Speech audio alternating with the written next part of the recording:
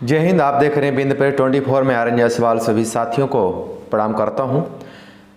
दोपहर तक की जो मुख्य 5 बड़ी खबरें हैं, जैसा कि आप सभी जानते हैं और लगभग विभिन्न चैनलों में और लगभग देखे होंगे सोशल मीडिया में, सबसे ज़्यादा जो बधाइयों का जो ढेर लगा है वो मध्य प्रदेश के माननीय मुखिया शिवराज सिंह चौहान जी का आज जन्म दिवस है। और मैं जन्म दिवस की बात करूं तो आज से इनकी उम्र 63 वर्ष पूर्ण होने जा रही है और 64वें वर्ष के प्रारंभ के जो दिन हैं अब शुरुआत हो जाएंगे। अब अगर इस शुभ अवसर की बात करूं तो बच्चे से लेकर बूढ़े तक बधाइयाँ दे रहे हैं, चाहे कोई राजनेता हो, चाहे समाज सेवी हो और चाहे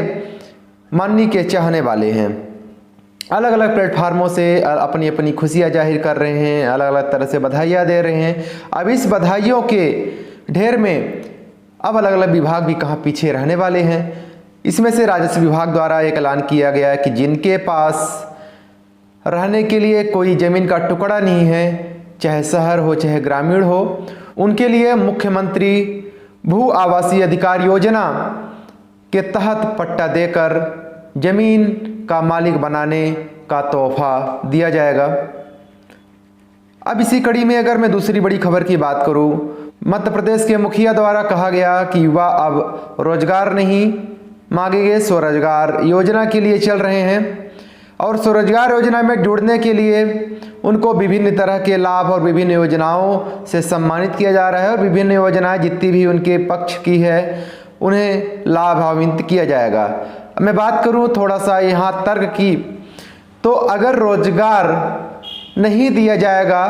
और रोजगार नहीं देने पर अब युवा मजबूर हैं स्वरोजगार योजना में जुड़ने के लिए, क्योंकि जो जीवन यापन की जो दिनचर्या होती है वो तो कहीं ना कहीं से पूर्ण करना ही पड़ेगा। युवा भी बेरोजगार हैं, बेरोजगारों की कड़ी में अपनी जीवन यापन के लिए तो मजबूरी है, स्वरोजगार योजना में तो जाएंगे ही। अब रोजगार की तो बातें होगी नहीं, क्योंकि रोजगार का जो चरम सीमा है बहुत उच्च स्तर पर जा रहा है। इस संबंध में भी कोई बात करना नहीं चाहेगा और इस संबंध में कोई बोलना भी नहीं चाह रहा है, क्योंकि अगर इनके खिलाफ कोई आवाज़ उठाता है तो कहीं भोग ही होगा। अब ये जो सबसे बड़ी जो खबर आ रही है मध्य प्रदेश की जो अगली कमान है पुलिस महानिदेशक की, तो भारतीय पुलिस सेवा 1987 बैच के अधिकारी जो माने जाने जाते हैं सुधीर कुमार सक्सेना जी पदभार संभालने की जिम्मेदारी दी गई है, जो कि लगभग कल से ही यानी 4 मार्च से ही उन्हें आदेश दे दिया गया है आगामी आदेश तक के लिए। महानिदेशक द्वारा बताया गया कि अब किसी भी माफिया को माफ़ नहीं किया जाएगा, माफिया के ऊपर सख्त कार्रवाई होगी। अब आने वाले समय में देखने को बाकी होगा कि कितनी बड़ी सख्त कार्रवाई होती है और माफियाओं पर कितना ये लगाम लगाने में सफल होते हैं। जो मध्य प्रदेश की जो चौथी बड़ी खबर है बिजली क्षेत्र से है और बिजली क्षेत्र में भी जो ये खबरें चल रही हैं सबसे ज़्यादा किसानों के लिए है और मध्य प्रदेश के मुखिया द्वारा बोला जा रहा है कि किसानों के लिए बिजली उपलब्ध कराने के लिए ये सरकार प्रतिबद्ध है और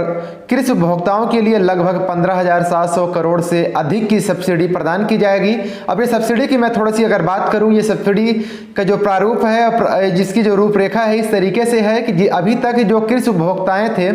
जिनके कृषि पंपों का अगर कनेक्शन था और उन्हें सब्सिडी मिला करती थी, बिल में ही छूट देकर मिला करती थी, लेकिन अब उन्हें सब्सिडी के लिए भी अपने आधार कार्ड अपने जो नज़दीकी बिजली ऑफिस है वहां पर जाकर फीड करवाएंगे और आधार कार्ड से संबंधित खाते में सब्सिडी दी जाएगी। और सब्सिडी की बात करूं तो इसकी जो मूल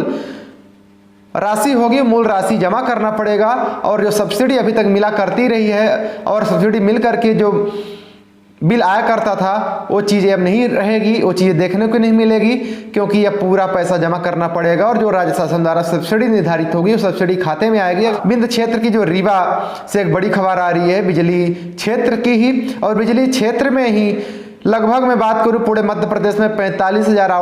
सोर्स कर्मचारी कार्य करते हैं और अपने अधिकार के लिए और अपने हक के लिए हमेशा ये लगातार इनका जो विभिन्न बनाए हुए संगठन ही हम लगातार कार्य करता आया है। और इसी कड़ी में रीवा में पिछले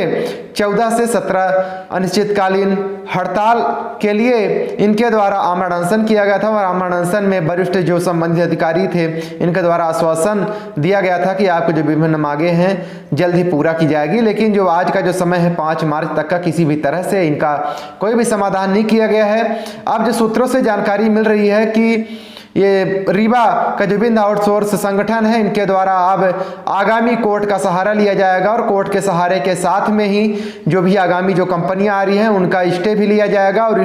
स्टे लेने के बाद में इनका जो पुराना प्रकरण है जैसा कि EPF, ESIC और अन्यत्र जो मांगे हैं इन मांगों पर कोर्ट पर चर्चा और अपील की जाएगी। मैं सभी साथियों से अपील करना चाहता हूं कि आपकी जो विभिन्न छोटी हो या बड़ी खबरें हैं आप हमारे व्हाट्सएप में, जो कि व्हाट्सएप नंबर 9630323484 है, इस पर भी भेज सकते हैं। और जो भी विभिन्न समस्याएं हैं लोगों तक प्रसार करवाने के लिए बिंद प्रेस 24 के साथ जुड़ सकते हैं। और मैं सभी साथियों से आग्रह भी करना चाहता हूं, अगर आप इस वीडियो को फेसबुक पेज में देख रहे हैं तो फेसबुक पेज को फॉलो करना ना भूलें। अगर यूट्यूब पर देख रहे हैं तो यूट्यूब चैनल को सब्सक्राइब करना ना भूलें, क्योंकि आपका एक लाइक और एक सब्सक्राइब भी हमें हौसला बढ़ाता है और विभिन्न जो भ्रष्टाचार हैं और विभिन्न जो समस्याएं हैं उस पर हमें आवाज़ उठाने की हिम्मत मिल पाती है। इसी के साथ आप देख रहे थे बिंद प्रेस 24 में आर्यन जायसवाल। जय हिंद।